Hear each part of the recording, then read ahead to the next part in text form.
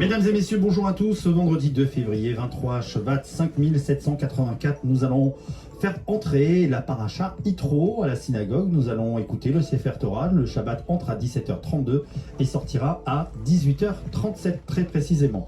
Dans ce journal communautaire spécial, j'ai le plaisir de recevoir Laura Saint, directrice de la rédaction à Radio JM, qui vous présente évidemment son journal du lundi au jeudi, flash d'informations locales sur les ondes de Radio JM, le matin à 8h30, 9h30, 10h30 et 11h30. Et cette semaine, elle s'est rendue dans les kibboutz en Israël. Elle a rencontré les familles d'otages. Enfin, vraiment beaucoup de monde était présent lors de ce grand événement qui a été organisé par le KKL.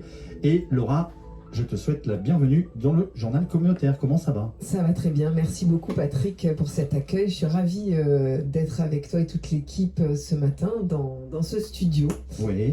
Chez toi, ici à La Rose. Alors, petit studio installé ici à La Rose, évidemment, où je prends plaisir pour présenter toutes mes émissions du vendredi, mais également du dimanche matin. Alors, Laura, cette semaine a été une semaine assez importante parce que tu as proposé donc tous les matins ces journaux qui sont diffusés sur les ondes. Tu t'es rendu donc en Israël, un séjour qui a été organisé par le KKL, où de nombreux hommes, femmes politiques, la presse également étaient présentes pour pouvoir évidemment faire partager tout ce qui s'est déroulé depuis le 7 octobre. Explique-nous un petit peu comment ça s'est déroulé dès ton arrivée en Israël. Alors effectivement, on était un groupe de 45 personnes, journalistes, personnalités politiques et membres du KKL France aussi, qui organisaient ce voyage. Et effectivement, le but de ce voyage s'appelait Israël aujourd'hui et demain. C'était de comprendre finalement ce que les Israéliens et les Israéliennes vivent aujourd'hui, en temps de guerre, au 120e jour de guerre. Mais aussi envisager l'avenir, qu'est-ce qui va se passer demain. Bien sûr. Et ça, c'est des questions que beaucoup de gens se posent ici en France. L'inquiétude, elle est ici, mais elle est évidemment surtout là-bas. Oui. Je ne vais pas vous cacher que les rencontres que j'ai réalisées pendant ces 3 jours sur place ont été éprouvantes parce qu'on sent une inquiétude très importante de la part de tous les Israéliens, même les plus optimistes. Donc on revient de ce type de voyage assez contrasté parce qu'évidemment on sent la chaleur des Israéliens, leur enthousiasme, leur sourire malgré le contexte de guerre, et à côté de ça on sent que l'avenir va être difficile. Je ne vais pas vous cacher que dans les semaines et les mois à venir, les Israéliens vont devoir faire face à des choses très difficiles. Quand tu dis très difficile, c'est-à-dire Alors par exemple lundi, notre premier jour, parce qu'on est arrivé dimanche soir à Tel Aviv, la première excursion, elle s'est passée dans le nord. Pourquoi dans le nord? Parce que finalement, les Israéliens sont plus inquiets de la situation au nord du pays qu'au sud. Bien que la guerre, évidemment, est concentrée depuis 120 jours à Gaza, la menace des terroristes du Hezbollah depuis le Liban est extrêmement forte. Et cette première journée, lundi, nous a permis de nous rendre compte, évidemment, des risques imminents. D'ailleurs, 1 heure après notre passage à Haïfa, il y a une voiture bélier, une attaque à la voiture bélier par un arabe israélien qui a eu lieu et un soldat a été blessé. Le terroriste a été abattu. Mais c'est pour vous dire que le danger, il est partout tout le temps, ça on le sait. Mais quand on est sur place, on s'en rend bien sûr davantage compte. Et à cette frontière nord, on a eu la chance de visiter par exemple le 2e plus grand hôpital d'Israël. Un hôpital souterrain. Voilà, alors d'abord un hôpital sur terre, comme on a ici, le Galilee Medical Center. Et puis effectivement, la particularité de cet hôpital, c'est qu'ils ont construit la même chose sous terre. C'est-à-dire que, alors la même chose, l'hôpital en lui-même peut accueillir 800 patients. L'hôpital sous terre peut en accueillir 400. Donc le directeur de l'hôpital, qui est un Israélien, on a eu la traduction en direct, nous expliquait qu'effectivement en temps de guerre, et si une attaque du Hezbollah devait arriver, et elle est pour eux imminente, il faudra faire un choix, et 50% des patients ne pourront pas être transférés en sous terre. Donc là aussi, un peu comme pendant le Covid, il y a eu le parallèle, en France, on a dû faire des choix entre des patients, selon les pathologies, selon l'âge des patients. Mais là, c'est pareil, ils prendront les cas les plus graves pour les préserver. Et j'ai eu la chance, effectivement, de visiter cet hôpital sous terre, et c'est extrêmement... c'est un puits de technologie, c'est-à-dire que vraiment, il y a tout un système d'épuration d'air, parce que finalement, on peut rester des semaines enfermé dans ce bunker souterrain à soigner des gens 24/24, même dans des situations très difficiles. Donc ça, c'était très impressionnant et ça nous a permis de nous rendre compte, finalement, que la menace était là et que si demain une attaque terroriste était envisagée dans le nord d'Israël, finalement, il y a un hôpital qui pourrait continuer à soigner les Israéliens.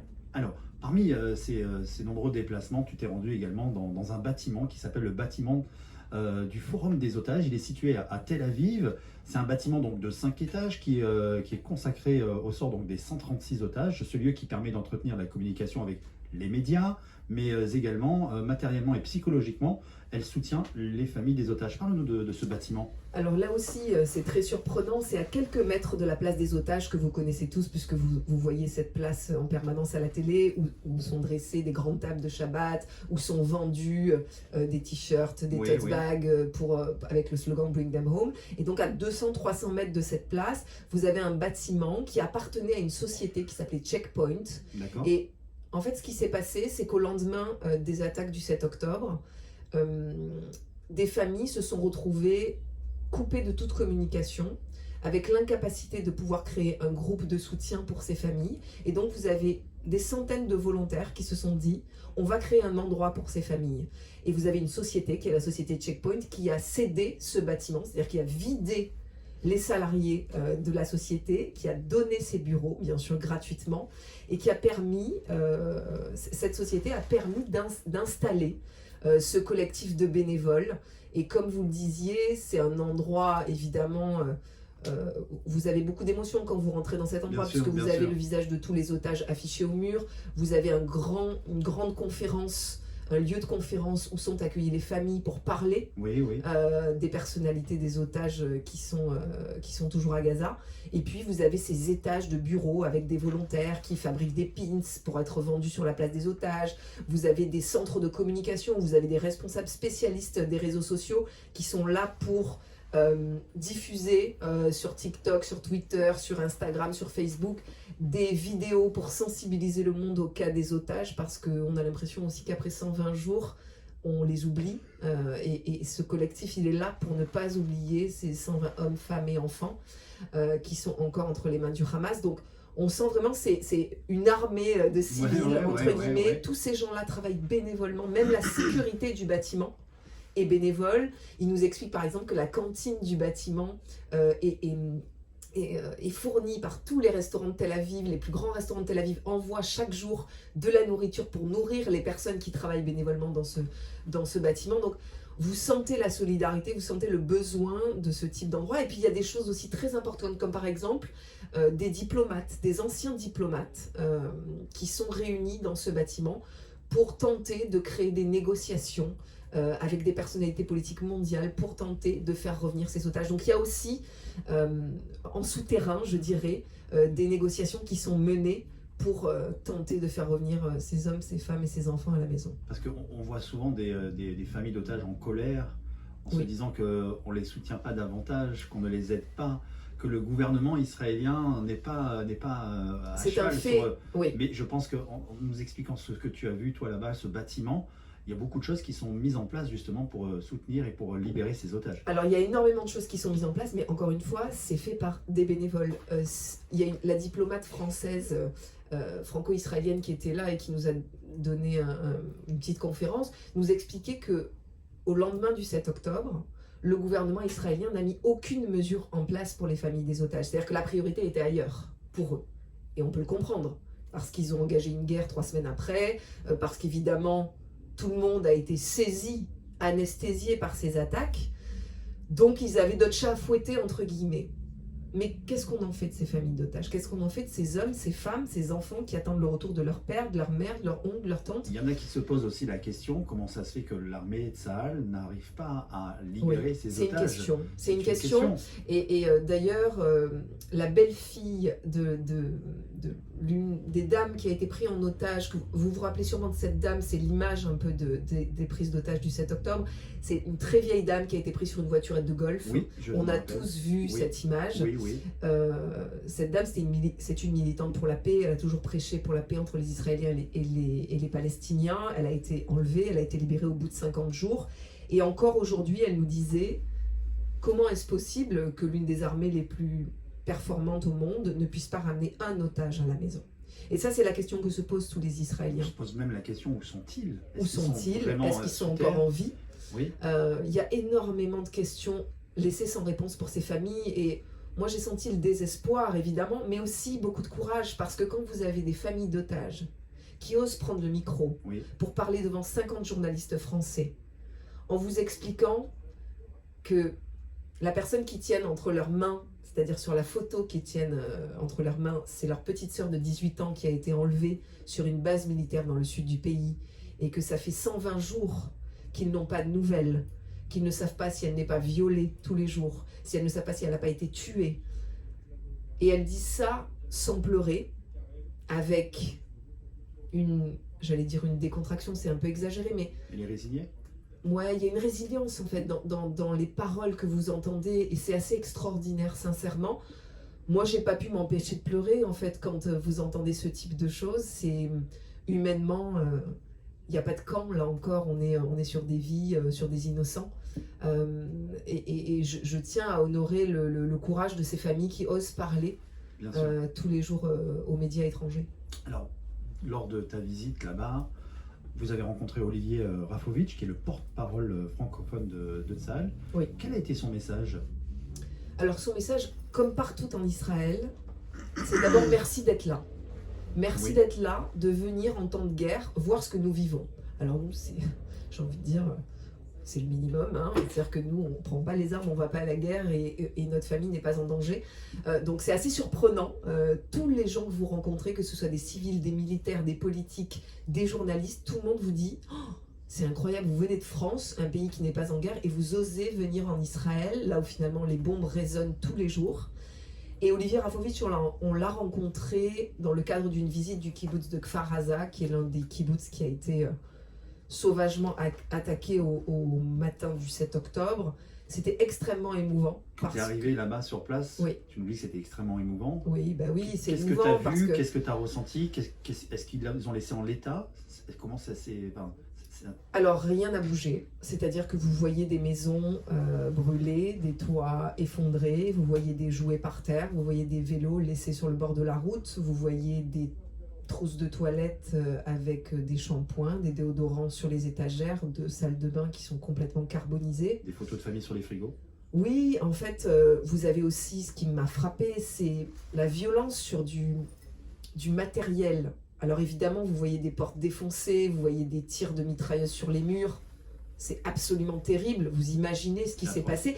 Mais vous avez aussi, par exemple, des machines à laver qui ont été ravagées, sur lesquelles les terroristes se sont déchaînés, comme si finalement, tout ce qu'ils ne pouvaient pas prendre, parce qu'il faut rappeler que dans ces kibbutz, il y a eu des pillages, de nombreux pillages, tout ce qu'ils ne pouvaient pas prendre, il fallait que ce soit détruit.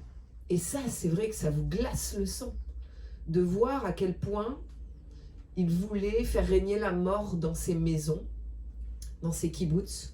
Olivier Rafovitch nous a rappelé que, encore aujourd'hui à Gaza, de nombreux objets, il nous a dit par exemple, on a retrouvé dans une maison à Gaza un trophée de sportif qui avait été volé dans un kibbutz. On a retrouvé des chaussures de femmes qui ont été volées. Donc on sent aussi derrière la barbarie aussi cette envie, ce besoin de piller aussi derrière et de laisser finalement ce village à l'abandon. Oui, tout est à l'abandon, tout est tel quel. Vous avez sur les maisons des personnes attaquées des signes. Olivier Rafovitch nous disait, voilà, quand vous voyez un rond sur la façade de la maison, ça veut dire qu'il y a un corps qui était ramassé là. Quand vous avez des triangles, vous avez des numéros, tout est répertorié, tout est en cours d'enquête. Donc évidemment, il y a certains endroits où on a pu rentrer, d'autres non. Le message d'Olivier Rafovitch, d'abord, il est, comme je vous ai dit, de nous remercier, mais évidemment de nous rappeler qu'on est en temps de guerre. D'ailleurs, quand on était à Kfar Aza, on pouvait sentir le sol vibrer. Donc les bombes, les bombardements israéliens à Gaza étaient bien là. Et il nous expliquait l'offensive qui était en train de se passer il y a encore 2 jours à Khan Younes, qui est un peu le bastion des terroristes du Hamas. La complexité avec laquelle les soldats de Tsahal devaient combattre à Gaza, parce qu'évidemment, il est très difficile de distinguer un soldat du groupe terroriste du Hamas d'un civil palestinien. Donc ils ont effectivement énormément de mal, et c'est pour ça aussi que les gens disent « Mais pourquoi c'est pas fini encore la guerre? Mais c'est pas fini parce que vous avez 2 200 000 habitants sur une surface, qu'il y a énormément de civils qui ont été tués, qu'il y a des terroristes évidemment du Hamas qui ont été tués, et que c'est difficile pour ces jeunes soldates, qui pour la plupart n'ont jamais fait la guerre, parce que finalement il n'y a jamais eu un conflit aussi important ces dernières années en Israël. Il est difficile pour eux de tenir le coup. Donc ils nous ont rappelé, Olivier Rafovitch évidemment, nous a rappelé aussi que cette guerre, elle est menée aussi sur le plan des réseaux sociaux, sur le plan de la communication, parce que le Hamas, notamment, envoie des vidéos, pousse à la désinformation aussi. Et donc, il faut se méfier, nous, en tant que médias, de ne pas tomber dans le panneau et de pas forcément relayer des informations qui se passent sur place et qui viennent du Hamas. Donc là aussi, et on sent aussi cette fébrilité de la part d'Israël sur la communication. Parce qu'il est très difficile aujourd'hui pour l'État israélien et pour Tsahal de communiquer de manière précise, parce qu'on est en période de guerre. Donc voilà, il y a ces deux aspects-là. Et puis Olivier Rafovitch a rappelé, j'ai envie de dire tout simplement, ce qui s'est passé ce matin-là. Et l'effroi, nous on était tous tétanisés.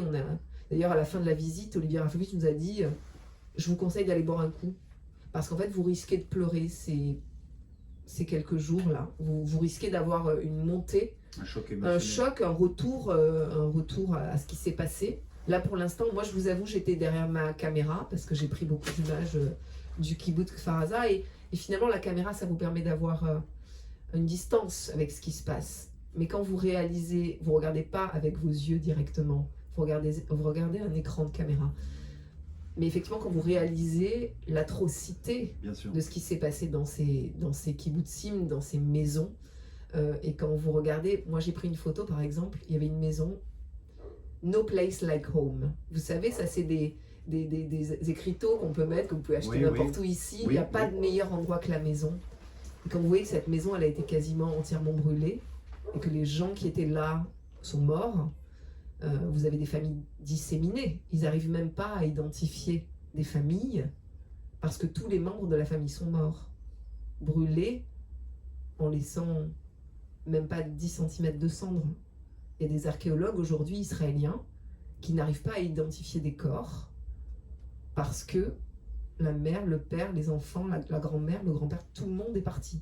Tout le monde a été décimé. Tout le monde a été décimé. Donc imaginez la violence.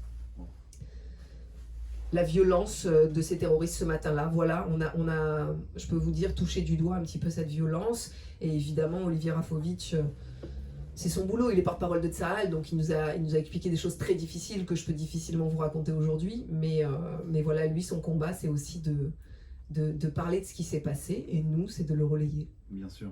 Tu t'es rendu, je crois, au festival Nova, là où s'est déroulé le festival Nova. Oui. Un moment assez bouleversant de voir ces images qui sont à même le sol ou sur des piquets plantés dans la terre. Et pas des dizaines et des dizaines, voire des centaines de visages de jeunes avec des dates de naissance de 2001, 2006, 2008.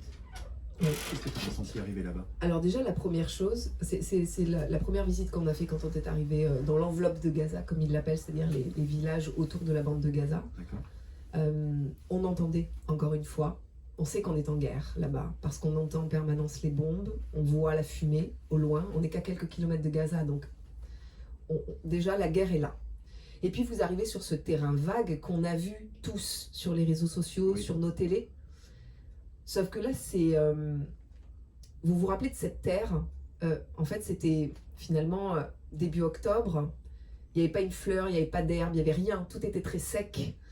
Et là, vous arrivez dans ce lieu, l'herbe a repoussé, les anémones sont là. Vous avez un champ d'anémones sur ce terrain vague. Et comme vous le disiez, Patrick, vous avez ces arbres, ces eucalyptus qui sont replantés sur ce lieu, là même où des centaines de jeunes âgés de moins de 30 ans ont péri. C'est un terrain vague et là, on se rend compte la violence auxquels ils ont dû faire face. Pourquoi? Parce qu'en fait, ils étaient faits comme des rats.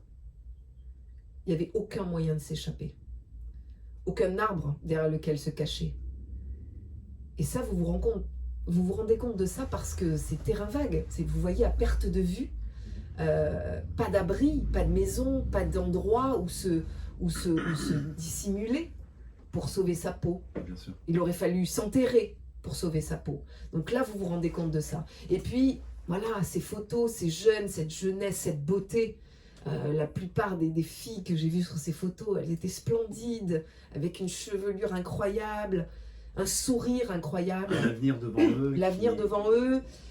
Et donc là, le KKL et d'autres institutions replantent des arbres, comme pour dire, on ne vient pas se recueillir devant des tombes, on vient se recueillir devant des arbres, parce que l'arbre c'est la vie, et que la vie va repousser ici. Et donc, je pense que la vie doit être célébrée sur ce terrain. Et puis, à côté de ce terrain, là où on périt la plupart des jeunes, vous avez un autre endroit où, là, vous avez, pareil, un ensemble de piquets avec des photos de tous les jeunes qui étaient au Festival Nova, des jeunes qui sont morts et des jeunes qui sont encore otages à Gaza. Et donc, vous avez, la différence, c'est que les affiches « Bring them home now », c'est évidemment les visages de ceux qui sont partis et qui peuvent potentiellement, nous l'espérons, revenir. Et puis vous avez tous les autres dont on sait qu'ils sont morts. Et là, vous avez des bougies, vous avez des fleurs, vous avez des mots. Moi, il y a un mot qui m'a bouleversée, qui est un post-it qui a été mis sur le visage de l'affiche de Noah, qui est une jeune femme, là aussi, qui a fait partie des premières images qui sont sorties sur les réseaux sociaux, qui a été mis sur une moto par un terroriste. Et dont la mère est atteinte d'un cancer incurable du cerveau. Il y a un post-it qui a été mis à côté de sa photo, et sur ce post-it, il y a marqué « Noah, ta maman attend ton retour bientôt ». Et quand vous voyez ça, vous vous dites, cette femme qui va bientôt mourir dans les prochaines semaines, elle a tenu à venir là où sa fille a été enlevée, elle a tenu à écrire un mot, un post-it qu'elle a apposé sur cette photo. Et finalement, quand vous voyez ça, vous vous dites, ben oui, en fait, c'est des vies derrière, c'est des familles qui sont décimées depuis ce 7 octobre. Et là, on se rend compte de ce qui s'est passé. On se rend compte de la violence et de la jeunesse qui a été arrachée en Israël. Quand tu nous racontes tout ça, j'ai, tout comme toi, beaucoup d'émotions. C'est très dur à entendre. C'est dur à entendre, mais il faut le dire. Ouais. Il faut le dire parce qu'aujourd'hui, encore une fois, il y a beaucoup de désinformation et... on a tendance à dire, il y a des otages, oui, mais Tsahal va tuer à Gaza des enfants, des femmes. Mais en fait, on n'est pas dans une compétition, là. On n'est pas dans une compétition, on est face à des innocents qui n'ont rien demandé, qui veulent juste vivre. Ces gens-là, ce jour-là, ils dansaient, ils chantaient la vie. Bien sûr. Et aujourd'hui, depuis 120 jours, ils sont enfermés dans des tunnels, on ne sait pas ce qu'on leur fait au quotidien. Et ça, c'est absolument terrible. Et ça rejoint la démarche... que j'ai vu le lendemain à Tel Aviv au Forum des otages, où on sent la solidarité. Il faut garder cette solidarité partout dans le monde, il ne faut pas oublier ces gens. Parmi cette délégation a été donc représentée de nombreux politiques, des journalistes. Il y avait Franck Tapiro qui était là, oui. Que j'ai vu aussi sur des vidéos qui circulent. Je l'ai vu aussi, lui qui est présent sur de nombreux plateaux télé, toujours là, prêt à défendre Israël. Vous avez pu échanger avec Franck Tapiro? Évidemment, on était dans le même car, hein, donc on a tous échangé. Alors, le côté positif de ce voyage, c'était qu'on était un peu en mode colonie de vacances. On s'est tous très bien entendus. Oui. Et je pense que ça a été essentiel parce que c'est un voyage qui vous marque tellement et qui vous remue tellement que notre cohésion, notre solidarité était importante. C'est-à-dire qu'on débriefait, on essayait vraiment d'évacuer et de digérer ce qu'on avait vu, ce qu'on avait entendu. Donc oui, Franck Tapiro qui est très investi, qui était aussi avec sa femme Charlotte, qui organise chaque mercredi avec leur collectif, leur association qu'ils ont créée à Paris. Il va d'ailleurs avoir une grande soirée au soir du 7 février, après les cérémonies menées par Emmanuel Macron à Paris, dans les salons Hoche, une grande réunion où il y aura des familles d'otages, des otages libérés. Et oui, Franck Tapiro, je l'ai interviewé tout de suite après avoir planté un arbre sur les lieux du Festival Nova. Évidemment, il se sentait extrêmement privilégié, comme moi, d'être présent, de voir de ses yeux ce qui s'était passé, d'entendre les Israéliens, les Israéliennes parler de ce qui s'est passé. Il a aussi eu le privilège de rencontrer Mia Shem, qui est cette franco-israélienne qui a été libérée. il a beaucoup œuvré, Franck Tapiro, pour libérer Miachem, aux côtés d'Emmanuel Macron. Donc c'est pour ça qu'elle a accepté de le rencontrer. Il faut savoir qu'elle était encore à l'hôpital, dans un hôpital militaire où sont soignés les soldats. Et Charlotte, sa femme, me disait qu'elle avait évidemment pas récupéré toute la mobilité de son bras, et surtout que son bras avait dû être raccourci aussi, parce que évidemment l'opération qu'elle a dû subir à Gaza a été faite dans des conditions absolument atroces, et donc aujourd'hui elle tente de se reconstruire aussi physiquement, mais elle va bien. Elle me dit que ça va. Donc sa mère, évidemment ses proches l'entourent, la soutiennent et tentent de faire face à ce traumatisme. J'ai eu la chance aussi de rencontrer des gens qui œuvrent dans des centres de résilience en Israël depuis le 7 octobre. Il y en a beaucoup qui ont ouvert. Il y a énormément d'Israéliens traumatisés. Vous savez, la guide qui nous a amenés partout, Oui. Myriam Kadouche, qui est fantastique, elle nous a dit, on est encore anesthésiés, assommés par ce qui s'est passé le 7 octobre. On n'arrive pas à digérer, on n'arrive pas à se rendre compte de ce qui s'est passé. Il y a vraiment un état d'effarement. Il faut prendre conscience de ça, nous, en France. C'est-à-dire que les Israéliens, ils n'ont pas digéré ce qui s'est passé, et ça va prendre de longs mois, de longues années. Qu'on soit civil, militaire, famille d'otages, simple spectateur de ce qu'il se passe, c'est assez terrible, oui, ce qui se passe en Israël. Laura, c'est déjà la fin de notre journal communautaire. Je sais qu'on pourrait en parler des heures. Que tu as commencé ces interviews qu'on retrouvera d'ailleurs sur nos réseaux. Oui, bien sûr, tout est disponible. Et il y aura des exclusivités aussi. Oui. On en a posté une hier avec le porte-parole de Tsahal, Olivier Rafovitch, et le chef aussi de Tsahal, qu'on a eu la chance de rencontrer au kibbutz Kfar Aza. Et voilà, vous avez des vidéos exclusives sur nos réseaux sociaux, Facebook, Instagram. N'hésitez pas à vous abonner et à nous suivre, parce que vraiment, on a tenté de faire un travail de reportage important sur place.